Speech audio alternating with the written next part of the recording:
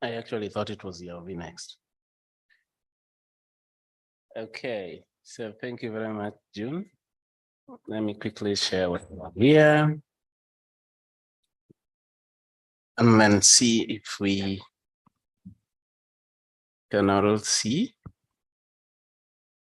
my screen. Okay, thank you. Good afternoon. Good afternoon, that side. I have 15, 20 minutes. 20. Yeah, we said 20. And you know what he said the other day? We keep time, isn't it? So, good afternoon at that side. So we are still awake. Okay, this will be very quick. This will be, if someone is, if some eyes are closed next to you, that is our nature. That person is just meditating, having a deep thought about the topic. So they are not doing that other thing, they are not sleeping, they are meditating. And we understand. And it's that time of the day. I'll be pretty quick. Hopefully you follow with me on this topic of new gTLDs.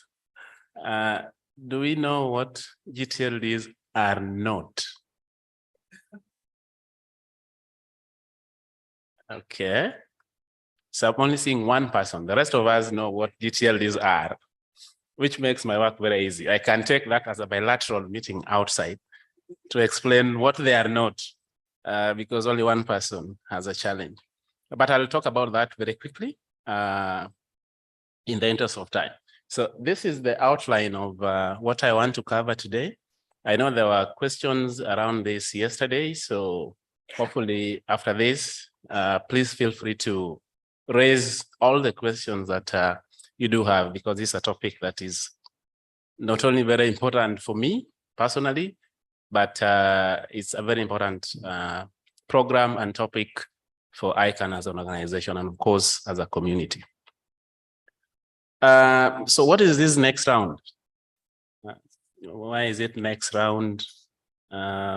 We have talked about new gTLD program. What is new about gTLDs? Why is one new? One is next. Could it be confusing somewhere there? But a bit of background.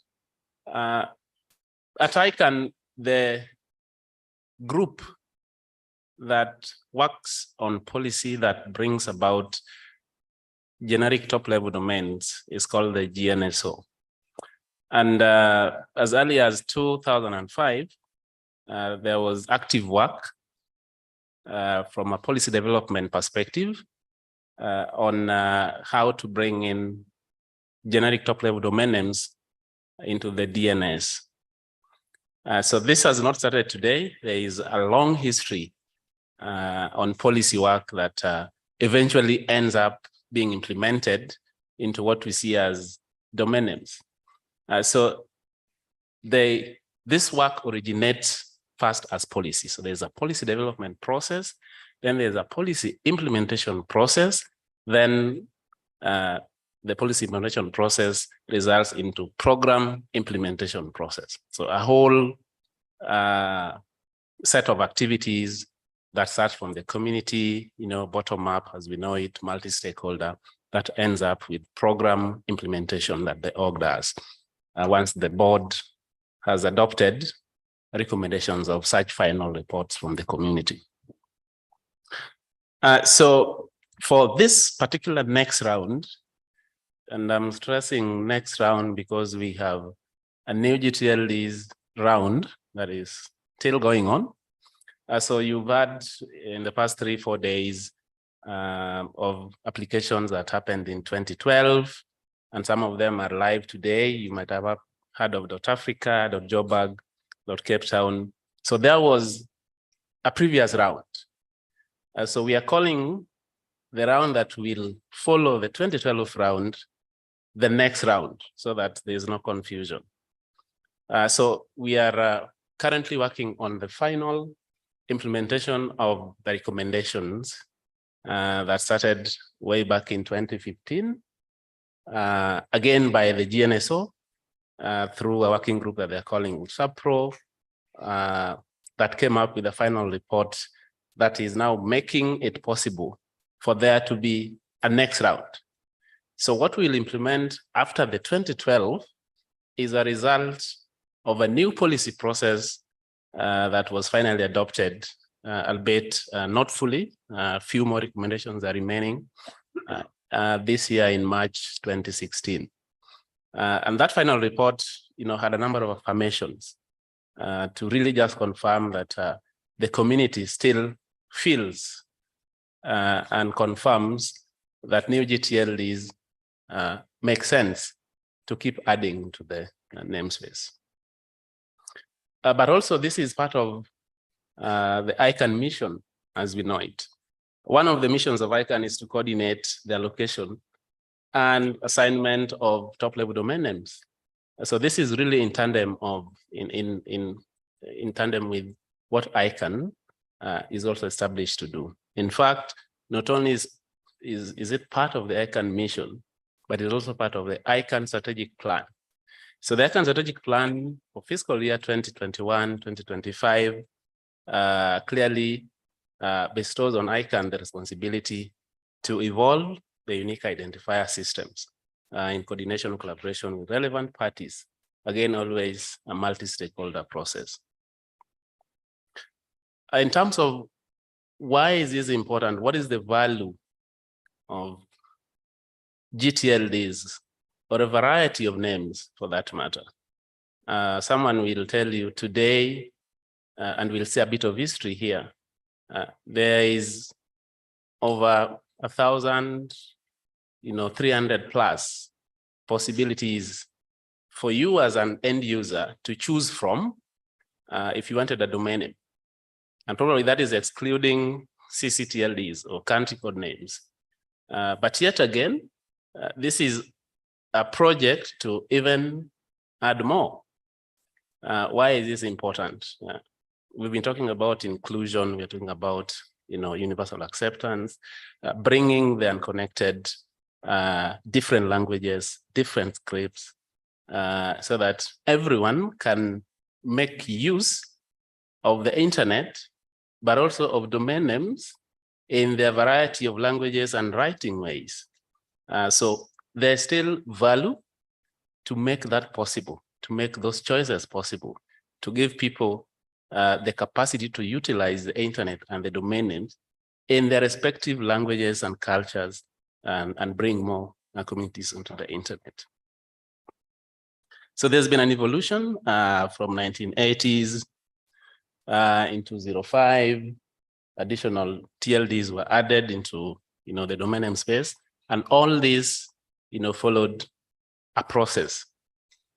And again, in the year 2012, which today we refer to as the last round before the next round, a total of almost over 1,200 new domain names were added into the namespace.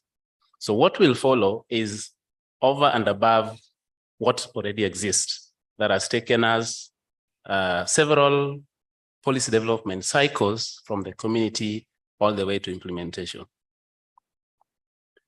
So the biggest question here has been, when is this happening? Or when will this happen? Or when should we expect the next round to happen?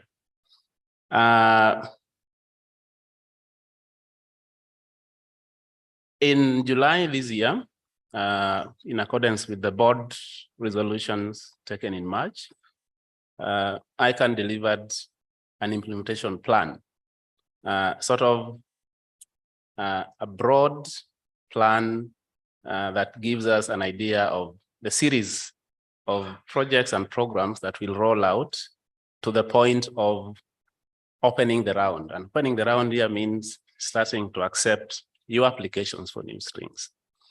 And that plan builds on what we delivered in ICANN 77, which was a program development overview to implement the next round, but also a plan for the remaining pending recommendations, as I noted, The final report that we are implementing now, when was considered by the board adopted 98 recommendations in March, and 38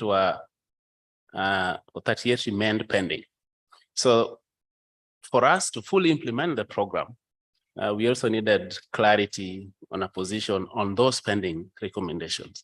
So that was included, a methodology for whom we are calling the IRT, or the Implementation Review Team, that works with us, with the org, to develop the applicant guidebook, which is the rule book for those of you who will apply for domain names. So the plan considered this background, and with that consideration, overall, this sort of global dashboard will give you three main insights. We are projecting that by Q4 of 2024, so Q4 starts from, I think, September onwards, two things should be opened or should be launched. The first one is what we are calling the Applicant Support Program, or the ASP, Application Submission Period. And I want us to discuss that more. And the second one is the Registry Service Provider Evaluation Program. So this should be opened by Q4 of next year. And I think that should set some things in motion, especially for those potential applicants or registrars or registries that would want to participate in this process.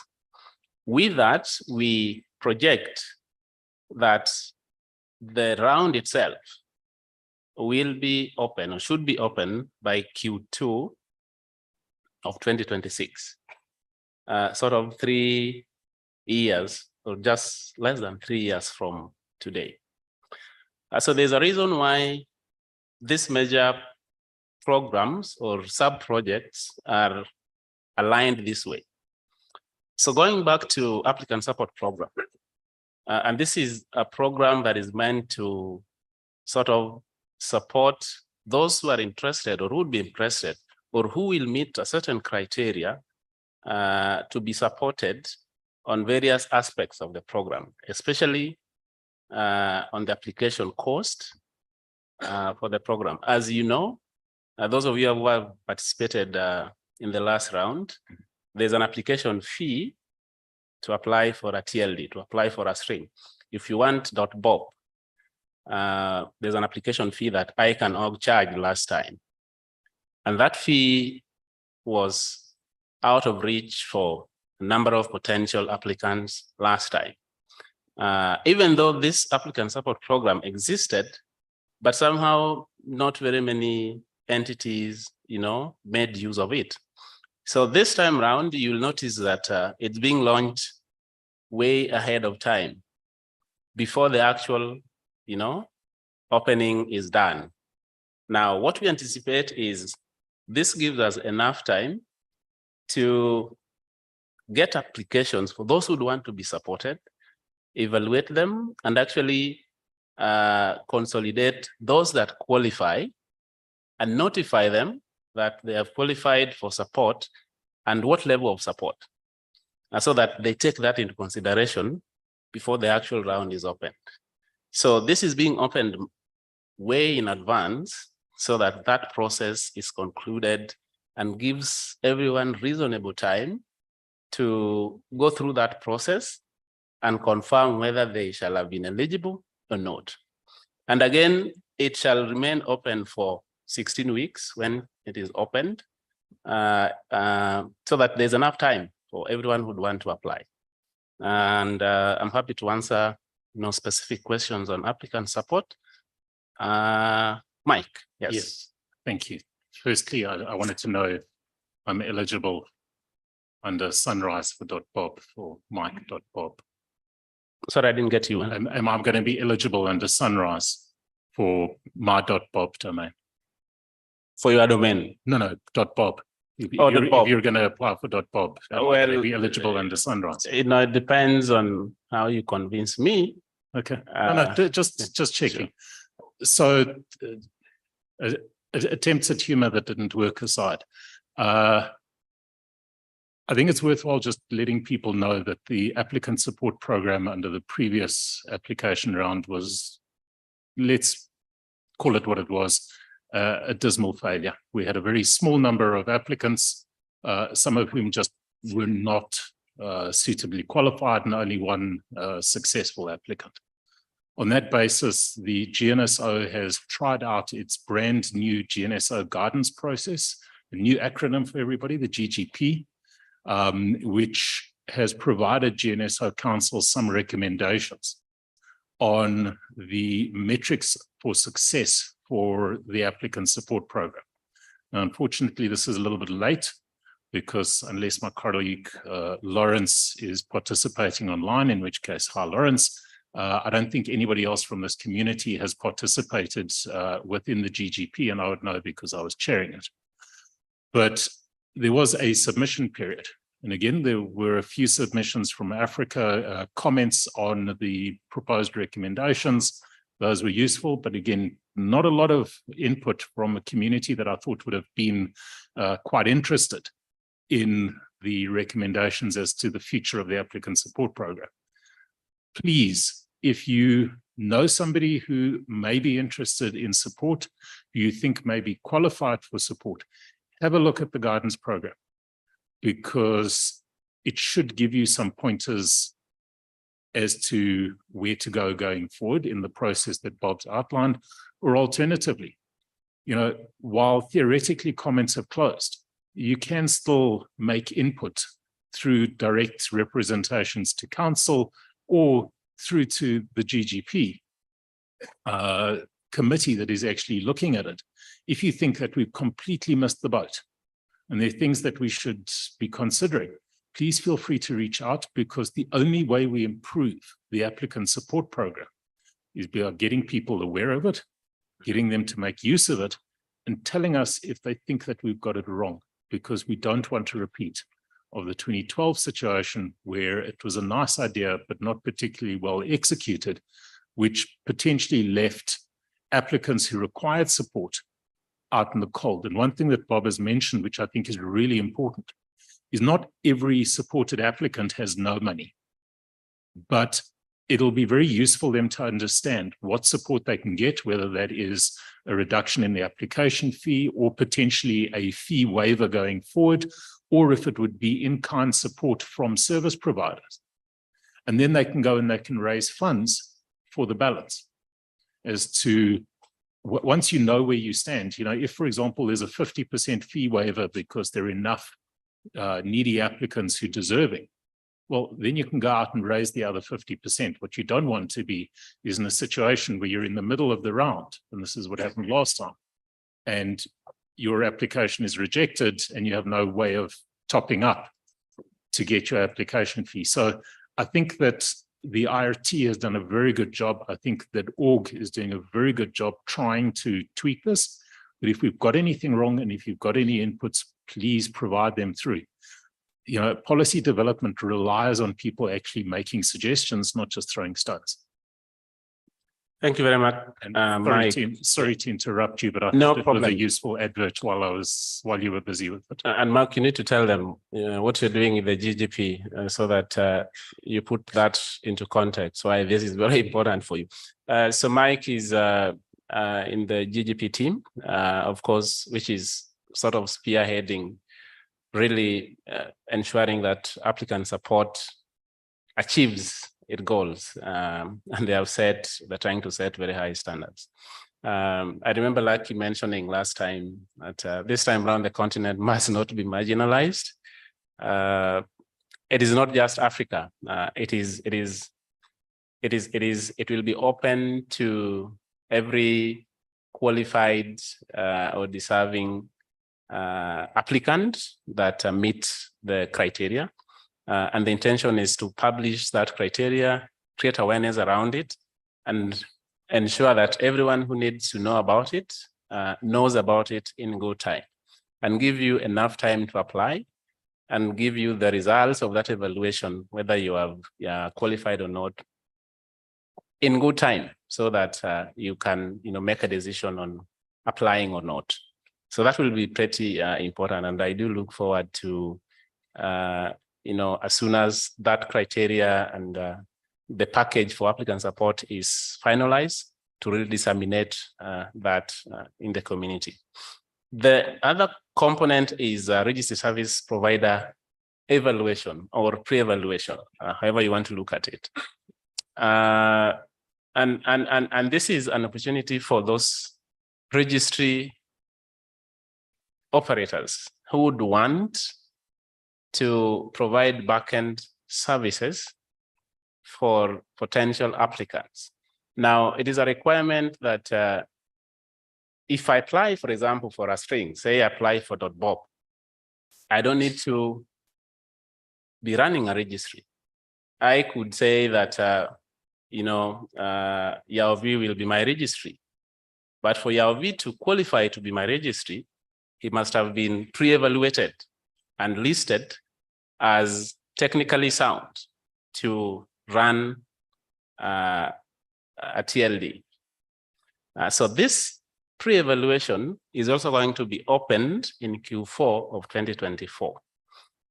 For me, I believe it's an opportunity for those of you running registries to go through this process and get listed, because only then can any other applicant, when the round is finally open, can choose, such a registry operator to run their backend if they are not choosing to run their own backends. So this is also sort of an advanced evaluation program for registry operators who would want to be part of this program differently by not applying for strings themselves, even though you can also choose to do that. I think that is also pretty important. And that is why we are giving those time frames, so that by the time the final round is actually open, at least the preliminaries that needed to have been done, and each gotten enough time for those who are participating in them. So I know this is critical in terms of timing. I'm not sure we have questions on that. Otherwise, I can cover the next few slides very quickly.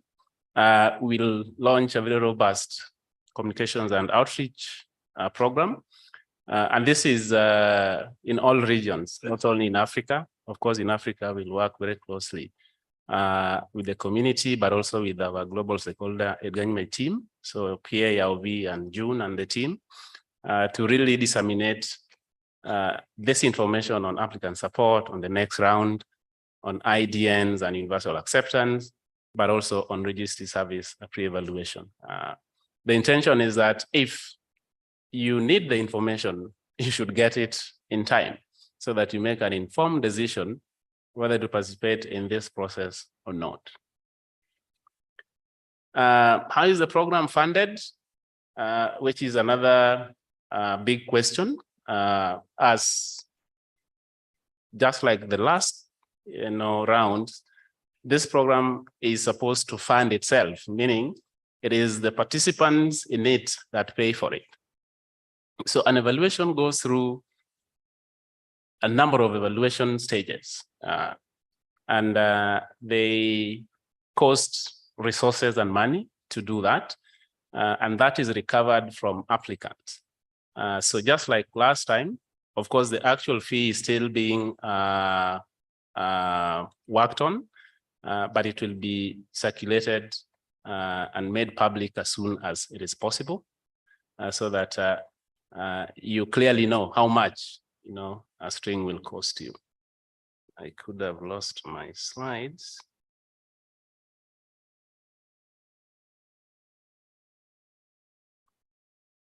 Something happened to them.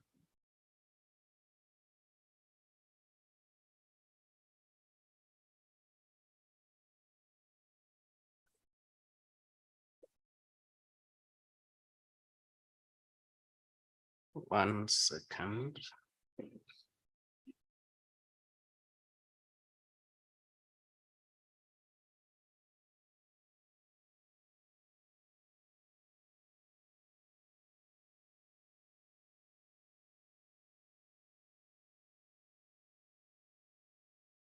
Yeah.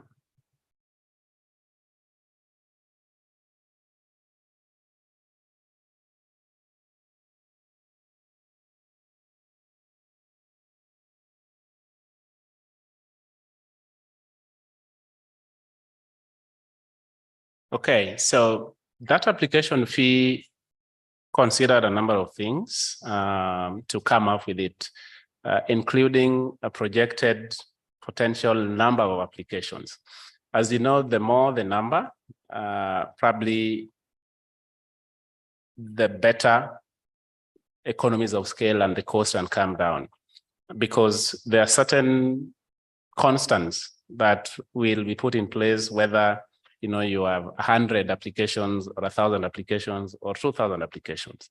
For example, the systems that we need to put in place to evaluate every application, the panels, for contentions, for example, if we both apply for the same string, someone needs to independently,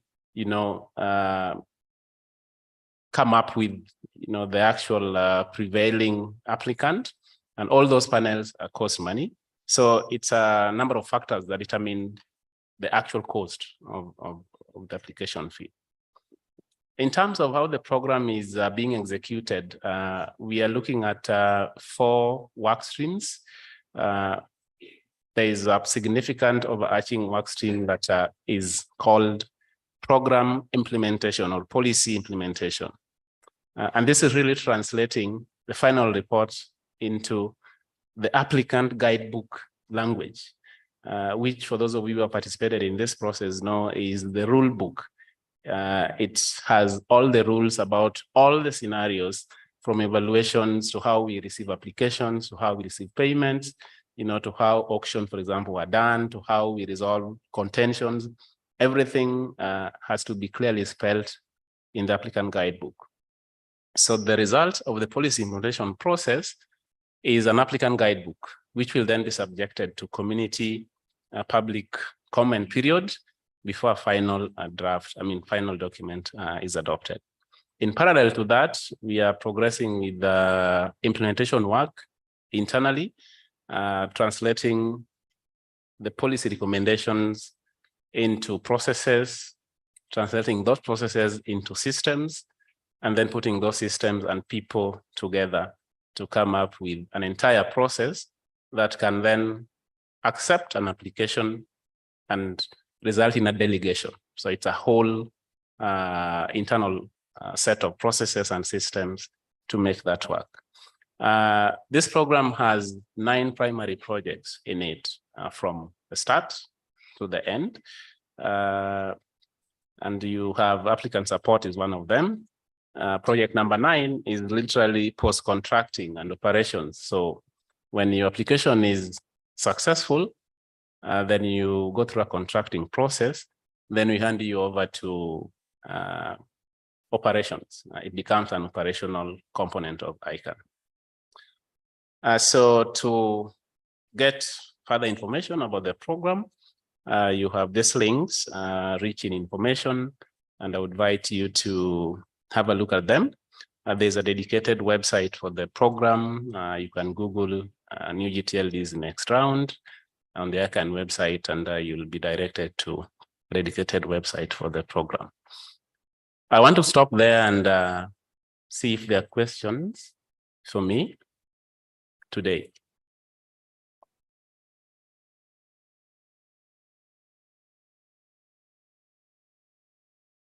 Any question? Remote? Okay, so I'm on slide mode.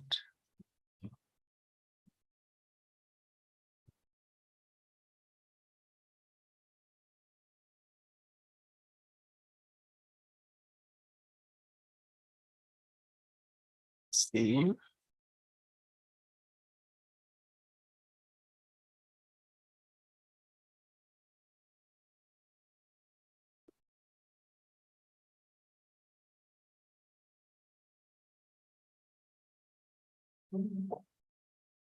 No, I can't.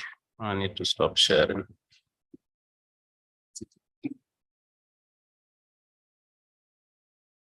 Okay, so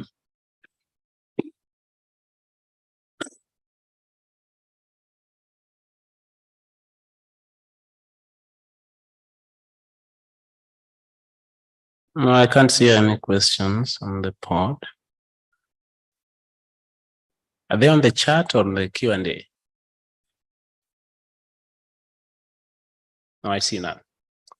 Okay, so I guess probably I answered most of your questions in the process, but if you really need any further clarity on any component, feel free to reach out. I'll still be around. Thank you very much.